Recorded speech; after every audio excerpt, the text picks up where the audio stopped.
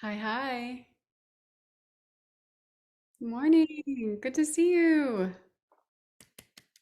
Hey, it's been a while, or as people say, it's been a minute.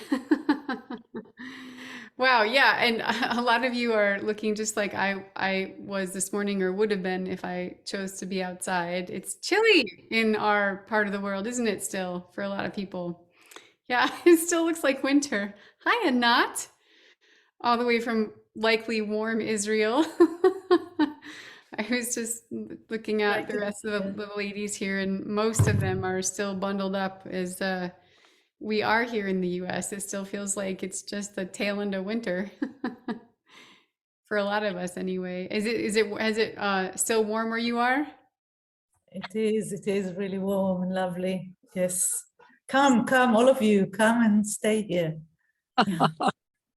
Really, if anyone has the opportunity, I would definitely first of all, take Anat up on it because she is the most gracious and lovely hostess. And second of all, because Israel is one of the most like phenomenal places to watch migratory birds. My mind was blown after being there and spending even just a couple of weeks at the tail end of migration. We still saw so many birds and more than I've ever seen in my life all at one time, like hundreds of storks flying over and just like for 5 hours, they would just keep coming and coming and coming. And it was like in the thousands by the end of the day. And so it's just a magical, magical place. Anyway, hi, it's really good to see everybody again. And so we'll obviously do what we usually do. We'll get to chat at the very end and hear from everybody and hear how your last couple weeks have been. If you want to share, or just we'll keep it to the focus of the bird sit. We could do that as well.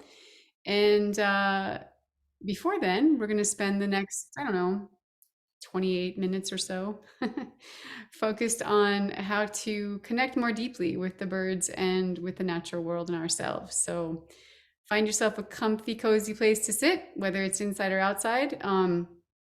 I actually have a good sort of extra challenge for the indoor people today because I'm one of them.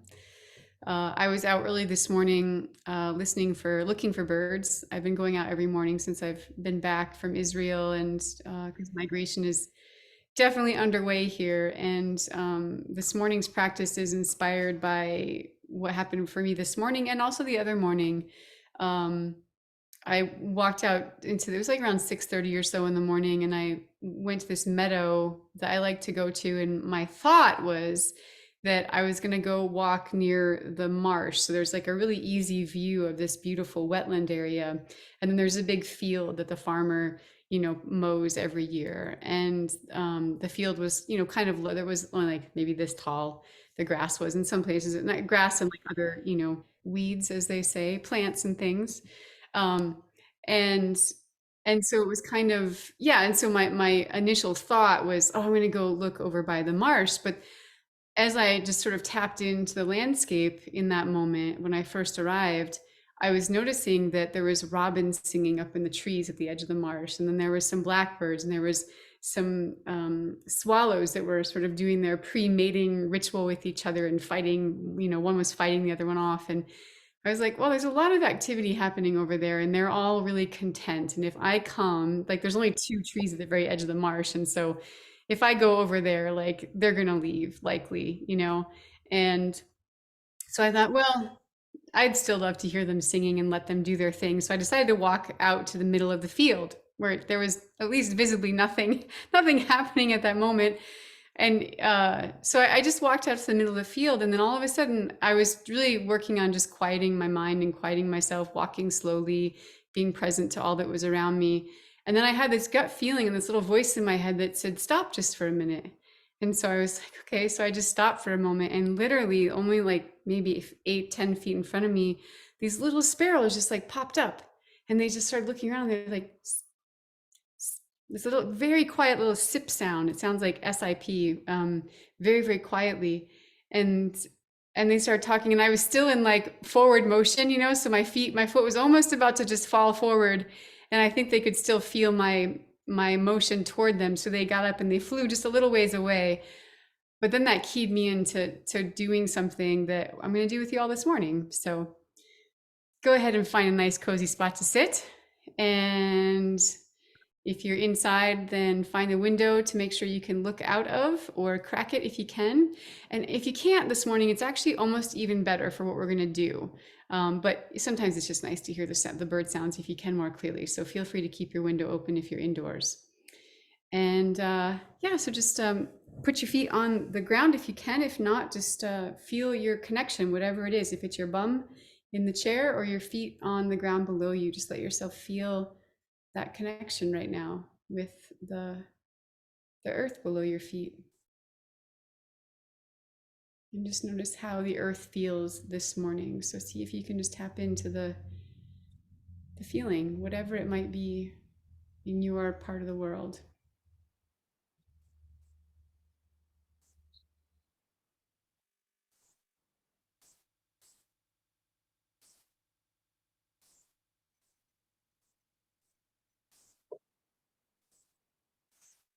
It's great.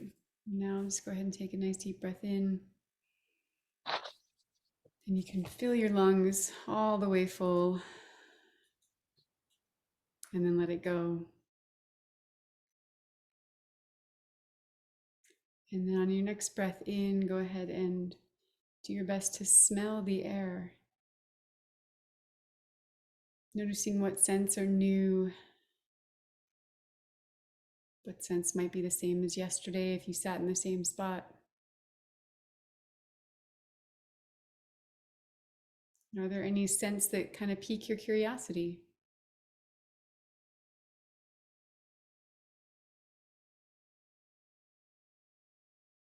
And as you're bringing your attention and your awareness to your breath going in and out of your body, notice what your rhythm or the rhythm of your heart is.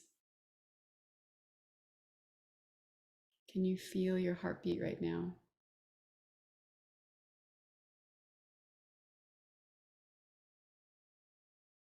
And is your breath deep or is it shallow or somewhere in between?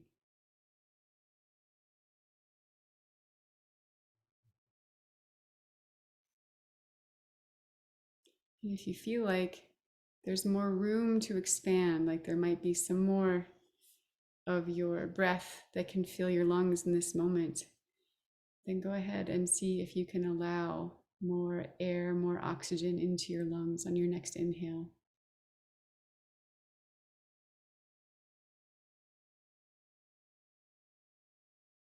And just let it go slowly. And as you settle into your own body right now, notice what your posture is. And just become aware of it at first. And then if there's any part of it that you'd like to shift, maybe you're noticing you're hunched over a little bit forward, maybe you're leaning too far forward or too far back, or whatever it is for you. If you'd like to adjust your posture, go ahead and do so now.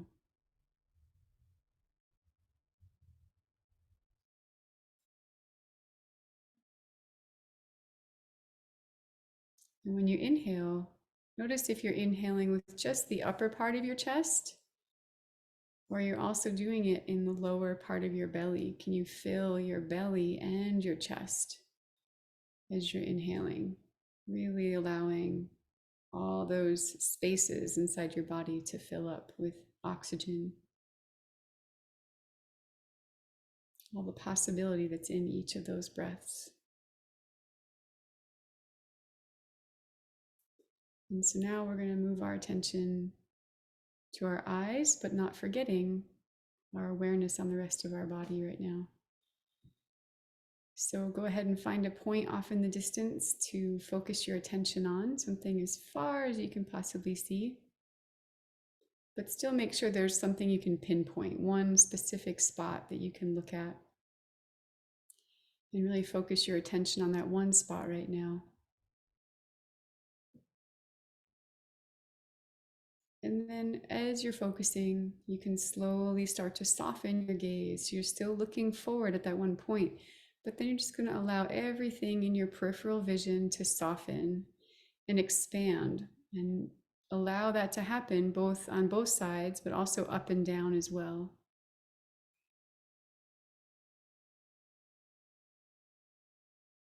And just notice what starts to happen to your vision, what you start to perceive in both your eyes, your ears, and even inside your own body.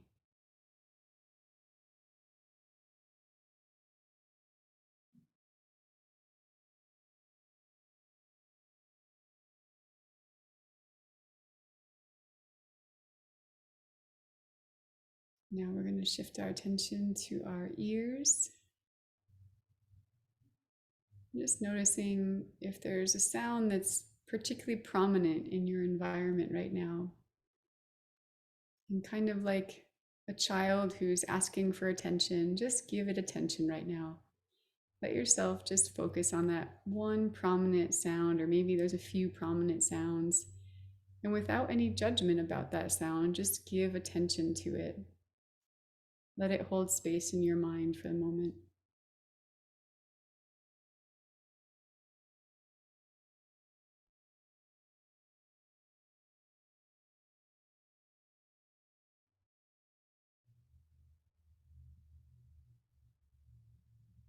And see if you can really allow it or give it permission to be in your presence right now. Allow it to take up some space, the soundscape in your environment.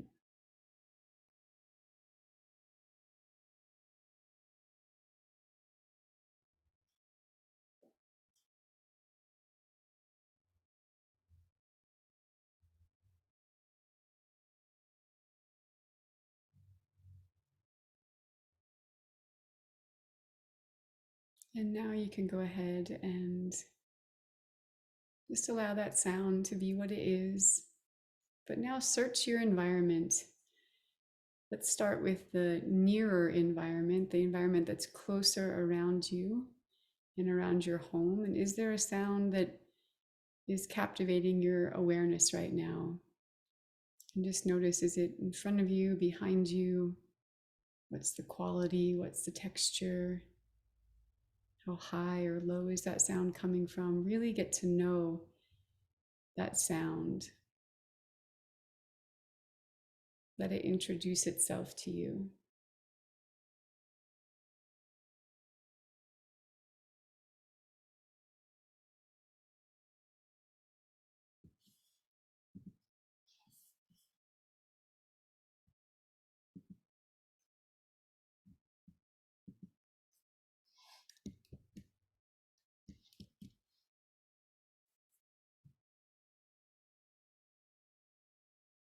Good work.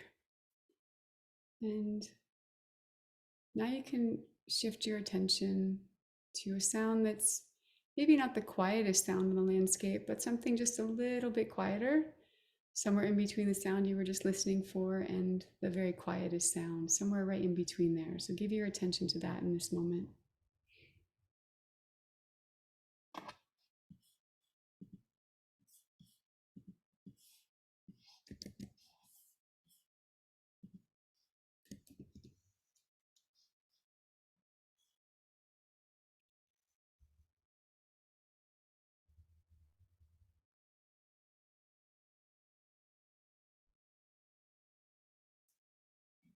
Okay, good work.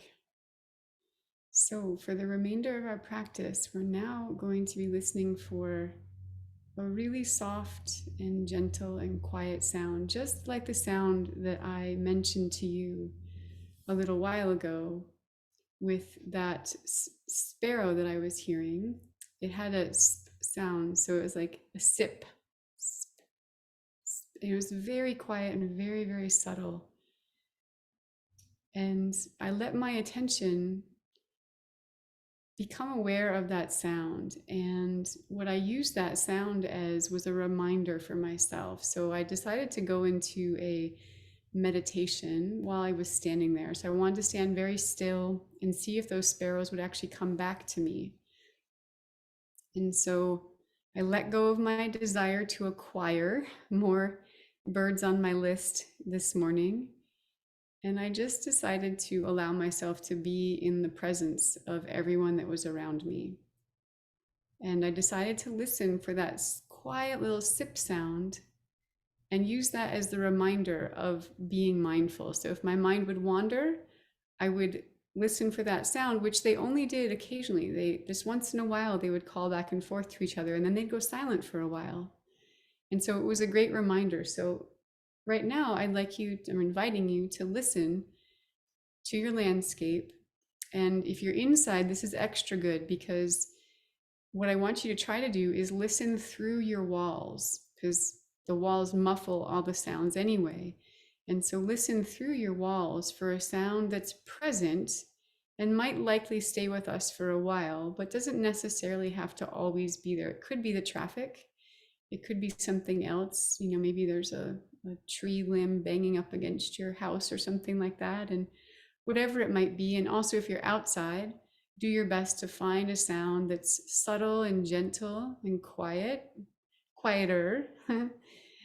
And we'll just use that as our focus. So we're going to stay in this quiet space within our own minds right now. And then every time you hear that sound that you've identified, just use that as your reminder to bring yourself back to the present moment, back to the quiet and still place within your own mind. So we'll stay in this for the next maybe 6 or so minutes.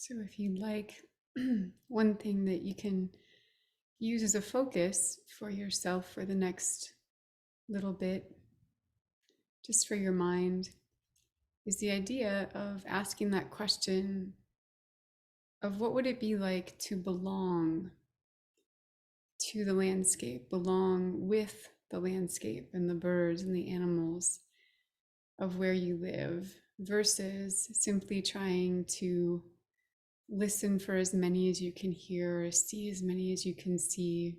Not that there's anything wrong with that approach, but just to try this on for a little while, for just the next handful of minutes. And remembering that sound as your reminder to bring you back into your present moment.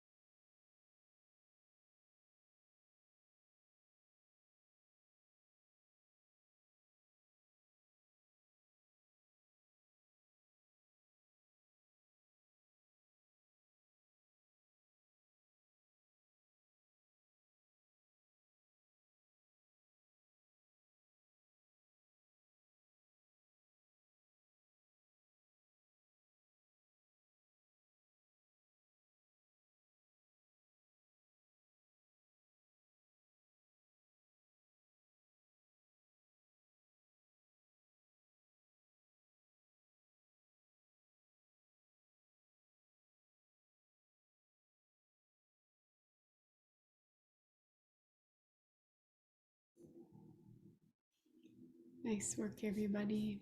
So take the next moment or two to look around you, to listen around you, and remember each of those ones that you might have connected with this morning, whatever it may have been in your world today, and offer gratitude in your own way to those things that, those ones that you have built a deeper relationship with.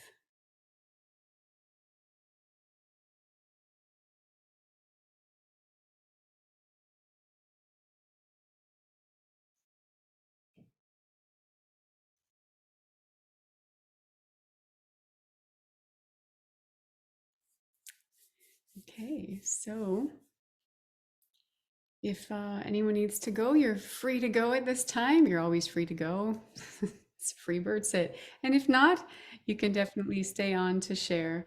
And we'll be chatting for just a little while longer to hear people's stories from this morning. And if you happen to have also, since we've been away from each other for a while, if there is like a mystery or anything like that you want to share from your time the last couple of weeks, you're welcome to do so as well. Let's start with this morning's practice, just to keep all of our sort of hearts and minds in this this space right now. So, anyone have anything they want to share from this morning? And if you'd like to turn on your screen now, this would be a great time to see your faces. If you'd like to share, you're welcome to keep them off as well if you would rather not share yourself right now. So you can just put your hand up and let me know you want to share.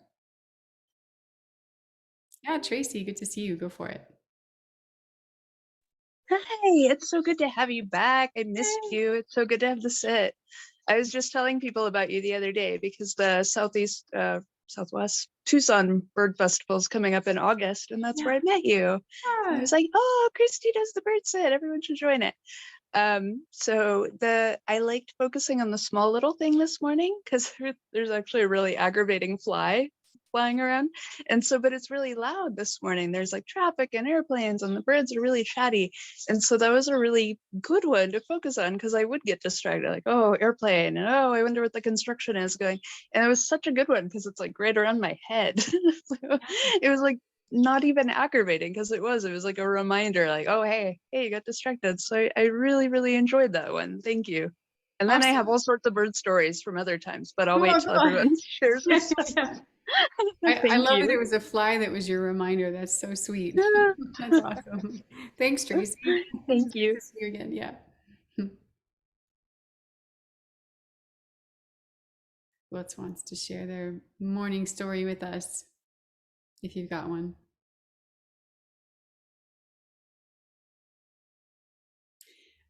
I know for me, when I was out this morning doing this, it was yeah, it was just a sweet experience because I really wanted to see those sparrows and who they were. We just had a pretty big rainstorm last night, so I thought, well, maybe there's some less common species that might have gotten pushed, down, and so I don't know who we'll see. And I wasn't actually intending to go looking for sparrows this morning, but that's who showed up. So I thought, well, this is exciting, and I could tell too that the way they were, I was going to have to get very close to see them because the grass was about this tall and they were, only like that tall, and they were hiding in it, not hiding, but they were feeding in it, and you couldn't see them at all. Like once they were in the grass, you couldn't, they were just gone. And their little voices were all I had to sort of pinpoint where they were in the landscape. And I thought, well, I could try to sort of chase them, by like getting closer to them as quietly and as softly as I could, which might have worked, but then it just felt, I don't know, I was just kind of curious, like, what if I just stay still and see if they'll come to me? And in the end, I'll be honest, I didn't get like the dreamy view where I was like, they're right under my feet and I was able to watch them, but they came pretty close and enough where I could hear their voices closer to me, but they were still at like a vantage point where I couldn't see into the grass. They really would have had to have been like almost under my feet for me to see them without like lifting my binoculars. But it was a sweet practice to listen to their voices and have their voices be the reminder. And then also, like, as I was listening to the landscape and just letting myself be a part of the landscape, what else I actually got to hear a loon kind of far off on a far off lake. And Yeah, it was, I'm sure I probably would have heard the loon, but I think it's just it's different when you hear it when you're in that quiet space, versus like for me, it's different for me when I heard it when I was sort of in that, it's just a magical kind of space, I think, when we quiet ourselves. And yeah, so that was a little bit of my, and well, I won't say that one yet, but anyway, that was this morning. So yeah, go for it, Linda. Oh, you're muted.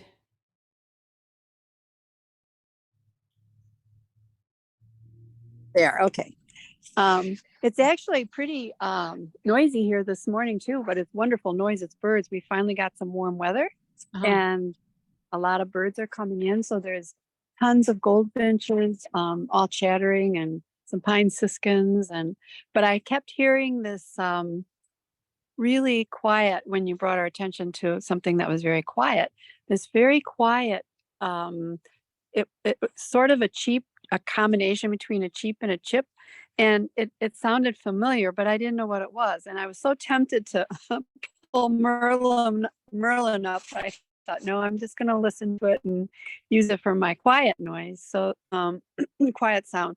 So that's what I did. But I kept hearing it, and my mind would kind of, I didn't get distracted to other things. I kept thinking maybe it's a little chickadee, or maybe it's a little finch just making that noise, or maybe I even wondered about a golden crown kinglet, because they make that real tiny, quiet, soft sound.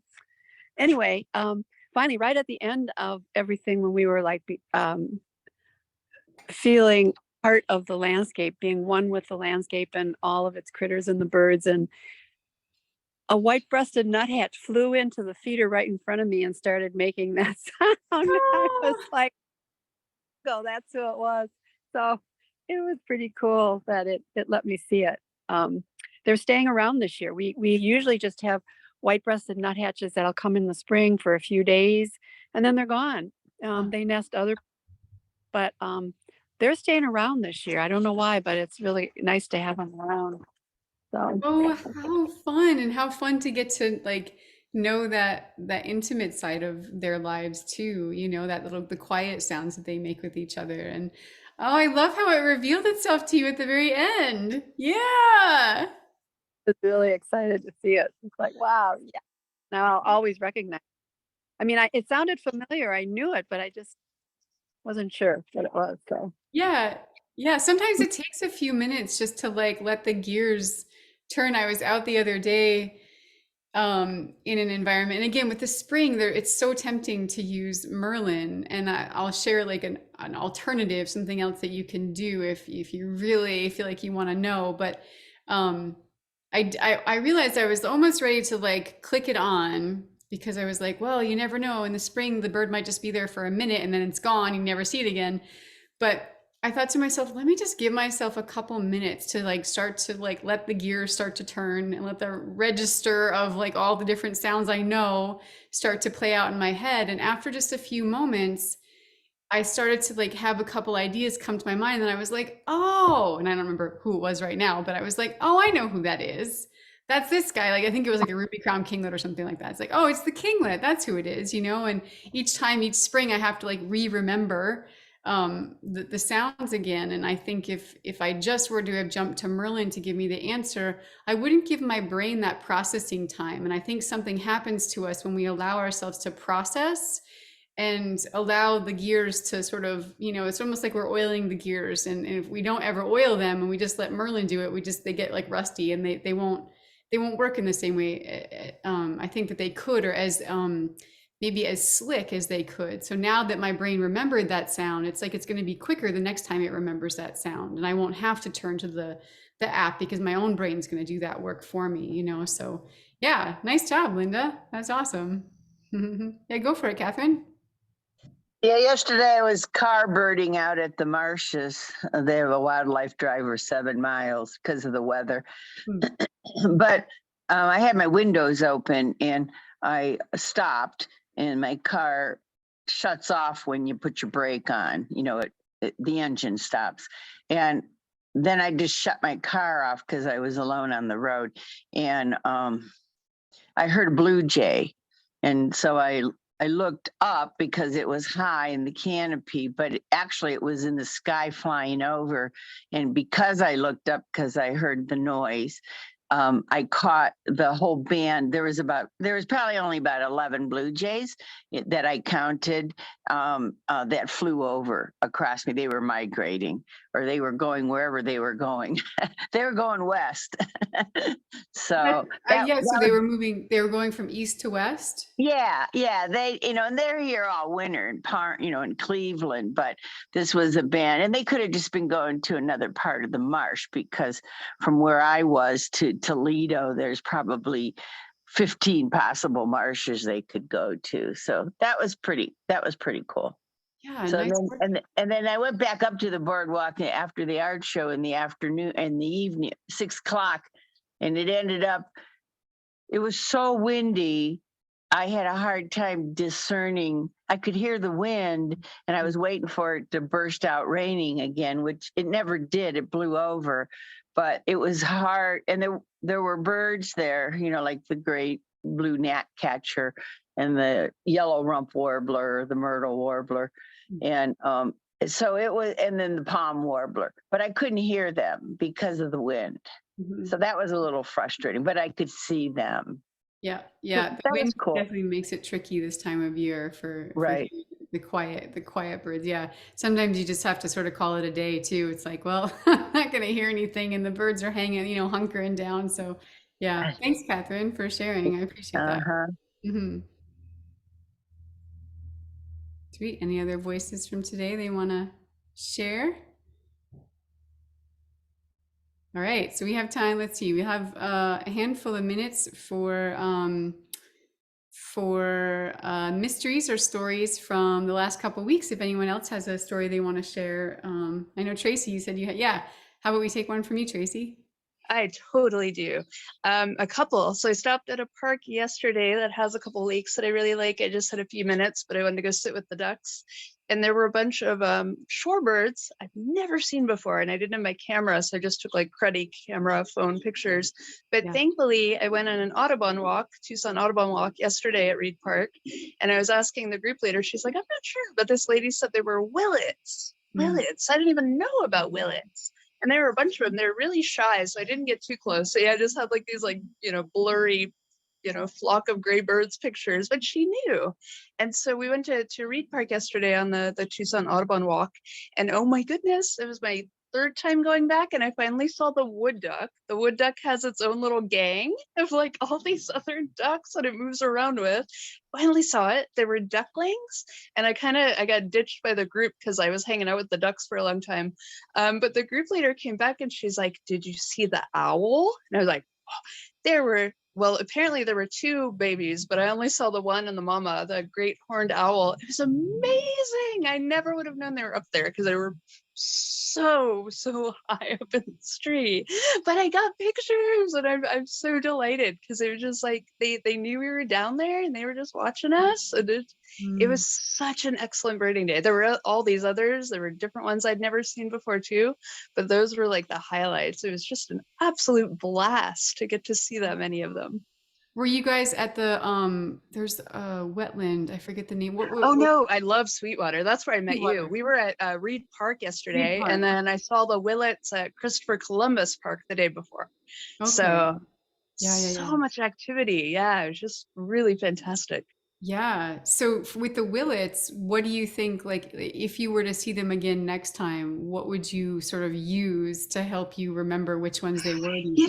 Because I thought, are they in the sandpiper family? They're just a type of shorebird? Because I thought it was a sandpiper, and then I looked up the eBird list for Christopher Columbus. I don't even recall seeing the willets, but they must have been on there, saying like a solitary sandpiper and all these different yellow legs. I thought that was a fun word. But yeah. So they were a little bit stockier. It was a larger group than I really expected, because I've been to that lake so many times. I've never seen them before. So yeah, I think just the coloring, and I didn't get to hear a noise or anything. I was listening to about what kind of call they make. But also, last one. Are you guys watching the Cornell live bird cams? because the baby albatross and then the red-tailed hawk has eggs laid, and they've just got some really fantastic camera views going on. The barred owl has laid some eggs, so I've been checking in every morning with the Cornell live cams just to see what everybody's doing. But that baby albatross, oh my gosh, it's like a pile of mushrooms or marshmallows and clouds. And they did the weigh on it the other day, so they had to put it in a little laundry basket. It's Yeah, the yeah, they're cutest huge. thing I've seen. Yeah, the So albatross yeah. would be awesome. That's cool. Oh, I would Thanks. love to see one. Yeah, Yeah, yeah. thank you. Sweet. Exciting. Awesome. Anyone else have stories and mysteries they want to share? Yeah, Linda, go for it. Oh, you're muted again.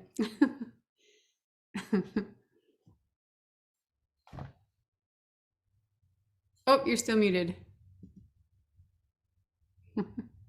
Okay, now should I? Yeah. Okay, now you can hear me? Good. Okay, last Wednesday at 7:30 in the morning, I just happened to glance at my bird feeder and there were 4 male birds there, 4 male evening grosbeaks, and they had females with them. And I looked them up in both my bird book and on Cornell to make sure that they were, because they were. I mean, they ate they were eating the black oil sunflower seeds and the sunflower seeds, and they stayed for about a half an hour. And they were very quiet. They just had these quiet little calls, and they're the ones that I saw last summer, 2 females. And I read that they don't have a specific song. They've got calls, but they don't have like a specific song like most songbirds do. So anyway, I didn't hear them sing. And then they disappeared. They came back at lunch. I happened to be home for lunch, and they came back at lunch. And then they left. They're here for about a half an hour, and they came back again on Thursday at noon, Friday at noon, because I'm home for lunches. And then not Saturday, but they came back again yesterday at noon. And so I've had a really great chance. I've gotten a couple pictures. I've stayed in the house. I didn't want to disturb them at all. Just let them be. And they ate with all the goldfinches and the Cassin's finches and the house finches and the chickadees. And, nobody seemed to mind them at all. And they didn't care about anybody else being there. They were all it was just really cool to see them up like that. They're so beautiful. They've got that yellow splotch on the top of their head and the white patches. And What would you say is unique about their call? Like do you think you can remember it now, or like when you hear it, you're like, that's the evening grosbeak? well, I wish I could say that I would. But honestly, I don't know, because it was kind of a nondescript call. It was just I got a red wing out here now. It was quiet. It was kind of mumbly. I mean, I would have called it mumbly. There was nothing like, that popped out at me. It was just like little quiet, well, almost nuthatchy like in terms of the quietness and the nondescriptness, for lack of a better word. And that could have just been, what I happened to hear. Right. While they were busy eating. They have the most enormous bills. They look like they could really do some damage with those really heavy, dense, chunky bills, but and they're light, so they stand out. There's But boy, go ahead. Yeah. go ahead. No, that I didn't have anything else to say. Go ahead. It can be help for anyone who has evening grosbeaks in their area, or think that you might. Listening to their flight call is really handy, because a lot of times, not everyone's lucky enough to have them at their feeder, but you will get them flying over, and they do have a pretty distinct flight call that's really handy to know. One, because they're in a group, 99% of the time you hear them in a group. So it's a group of birds making this particular type of call. And the more you can start to recognize it, then I remember this happened more. I haven't seen one. I don't even know if we have them out east, but I would see them in Colorado a lot and hear them more hear them than see them, but we would see them as well. And but it was their flight call that I could often recognize, be like, oh, there's evening grosbeaks up there, and they're pretty distinct. So listen for that, Linda. Let's see if, like, when they fly overhead, if you can hear that, and you can listen to recordings of it, and they call it a flight call as well. So on the recordings, you can look for that. Okay, thank you. That's good to know. I'll listen for that on Cornell first. I could hear it on Cornell, I think, right? They would Yeah, have yeah, for like sure. Yep, yep. maybe start to recognize it. Thank you. It's so great to Yeah, be back. This. I'm so glad you're back. I know, me too. Cool, thanks. All right, anyone else? Della, Joy, and not Cindy, Catherine? Anyone? Oh, Catherine already shared, but Della, yeah, go. Della and Joy. Okay, how about Della, you first?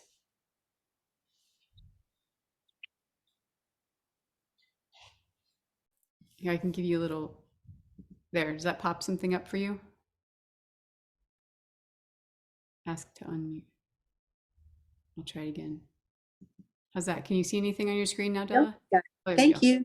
Yeah, sure. I'm on my iPad and it's different than on my computer. So anyway, yes, as some of you know, I volunteer with Audubon Society's project to monitor black oyster catchers, and our breeding season has just begun. And yesterday, I just felt that I needed to go to this. Oh, I'm sorry, I muted you. I meant to mute myself and I muted you. That's okay. I think I'm back. Okay, you said what you're saying yesterday you went to this and then I cut you off at that point.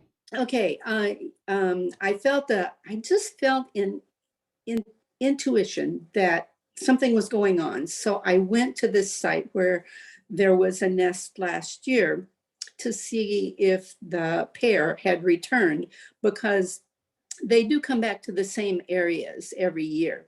So I went to this territory and I watched, and nothing. And then about an hour later, I came back and there they were.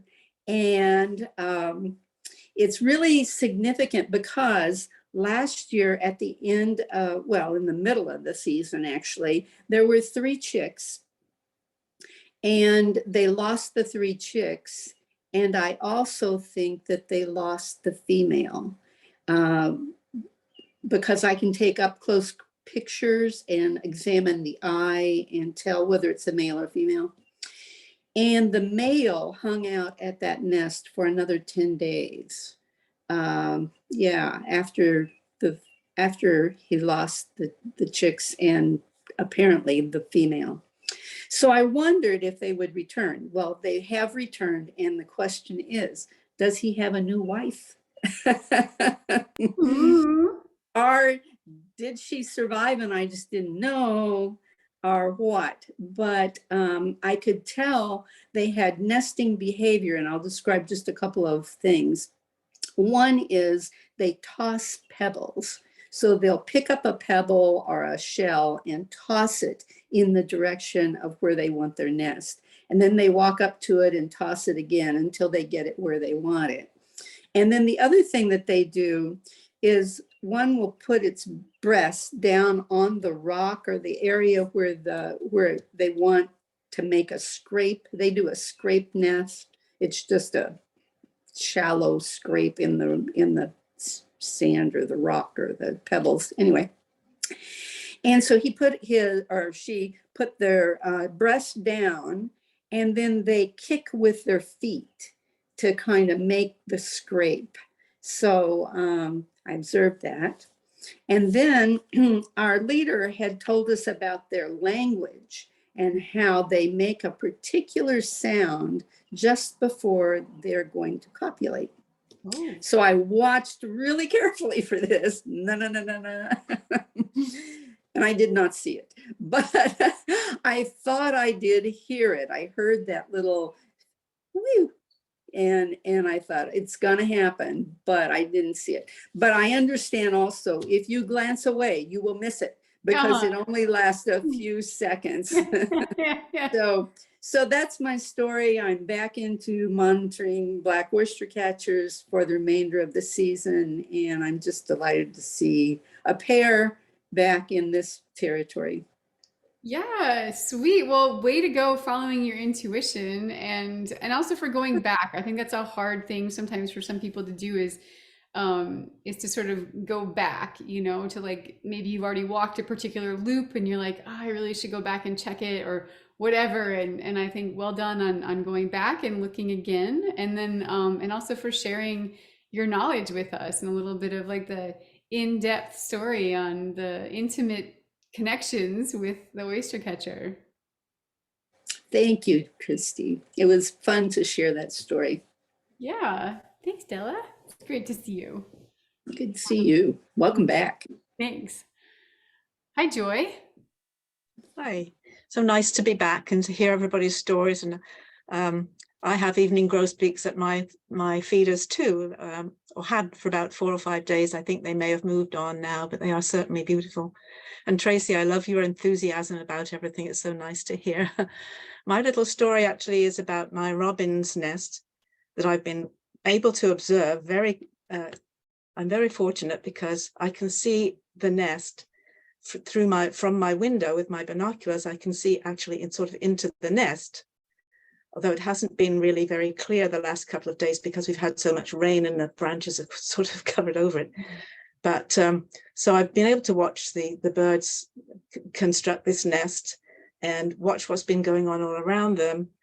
And there were a pair of cowbirds sort of hanging around, hovering around, and I'm thinking, oh my goodness, they're just waiting for that nest to be finished before they decide to move in.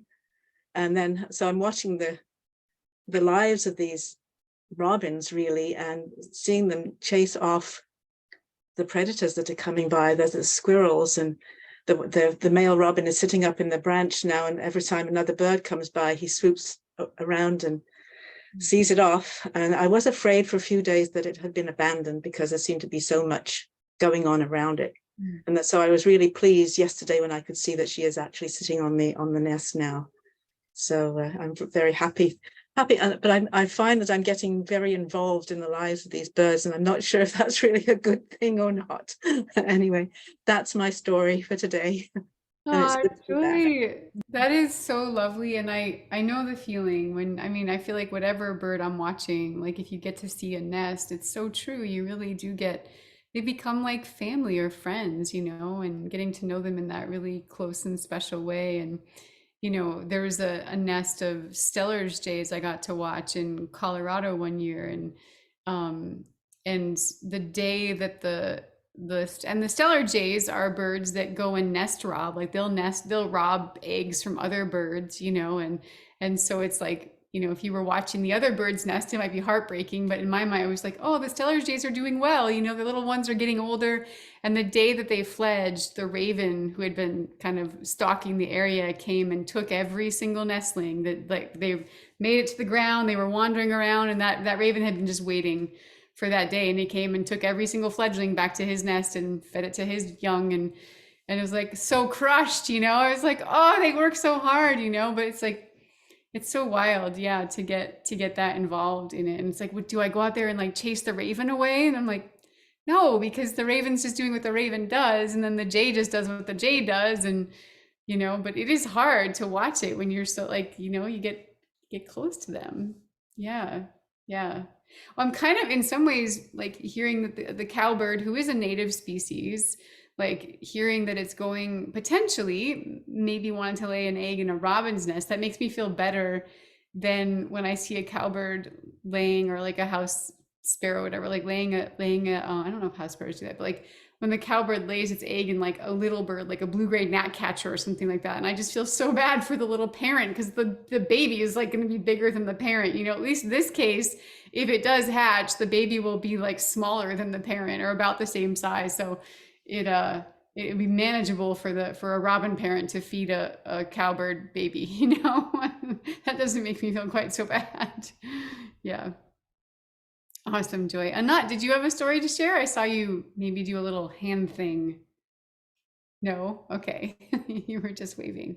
Well, everyone, thank you so much. It was so good to see you all again. And I'm just so grateful to be back, and to be back amongst all of you, and to hear your stories about the world, and tapping into what's going on for everyone, and sort of what's alive and maybe not alive in your neck of the woods. So we're on again for next week. There's one other week I may take off because I'm going to be in Canada, teaching a class in Canada, May 12th through the 14th. So I think the 15th, we may not have a Monday session, just because I'll be driving back, and it'll be like, I've tried it before with you guys where like I stop somewhere and I try to do it on the road, but it was like a terrible, I kept losing reception, and I think it's just better just to cancel, I think, and have all of us just do our own thing. So likely chances are I'm going to confirm my plans, but just give you a heads up that on the 15th, I'm pretty sure it's the 15th, that we won't have a session. But other than that, we're good to go. So we'll see y'all next time. Have fun. Thanks, everybody. Thank you. Have a great day, everyone. Bye-bye. See you next time.